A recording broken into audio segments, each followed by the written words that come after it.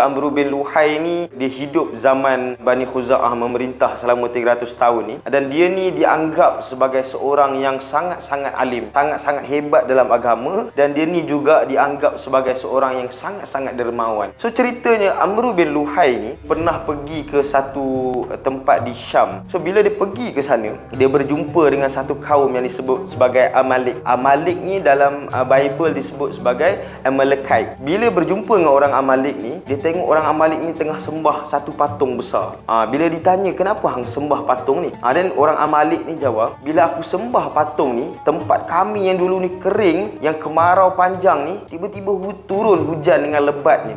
So kami yakin yang patung ni mampu memberikan manfaat kepada kami. So waktu ni Amr bin Luhai ni, dia terfikirlah, ini sebenarnya satu peluang untuk nama aku naik lah kan, sebab dia perlukan buat satu reform dalam agama ni, dan orang pula memang anggap dia ni orang yang alim dalam agama.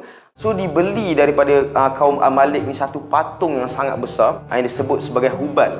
So Hubal ni nanti diusung oleh hamba-hamba si Amr bin Luhai ni untuk pulang ke Mekah. So bila diletakkan Hubal ni dekat Kaabah, Amr bin Luhai dia kata, jom kita sembah ni patung ni. Sebab orang dekat Syam ni sebab dia terkenal dengan orang kata apa, tanah-tanah Anbiya, tanah-tanah Nabi, tanah-tanah Rasul. So bila dia pergi ke sana bawa balik ajaran baru, so benda ni satu benda yang relevan lah. So bila dia bawa balik macam tu, orang pun mula sembah. Dan dia arahkan pula setiap suku ni untuk bina sendiri berhala, patung berhala yang diorang suka untuk sembah lah. Dan kemudiannya pula Amr bin Luhai ni tak cukup dengan tu, dia bawa pula ada patung Aisyah dan juga Nailah yang dulu ceritanya waktu zaman Bani Jurhum memerintah kota Mekah, Aisyah dengan Nailah ni bercinta. Aisyah ni pernah masuk meminang Nailah, tapi ditolak oleh pinangan ni, oleh bapa Nailah ni. Kan kemudiannya bila ditolak, diorang ni pun janji nak date dekat Kaabah. Bila dah date dekat Kaabah tu,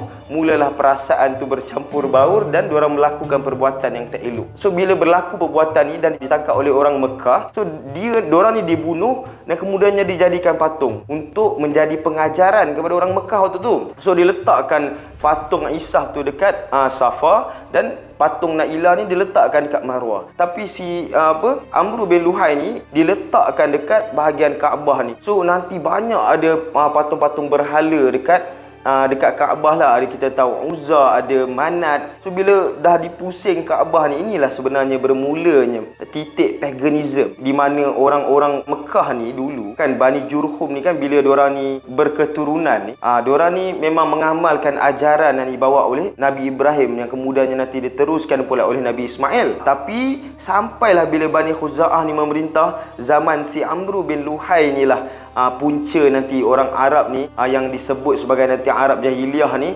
mula menyembah berhala.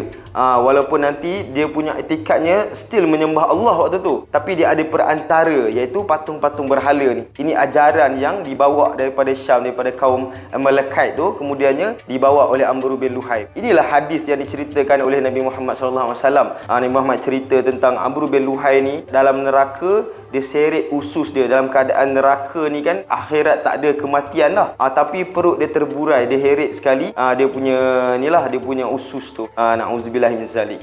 Assalamualaikum warahmatullahi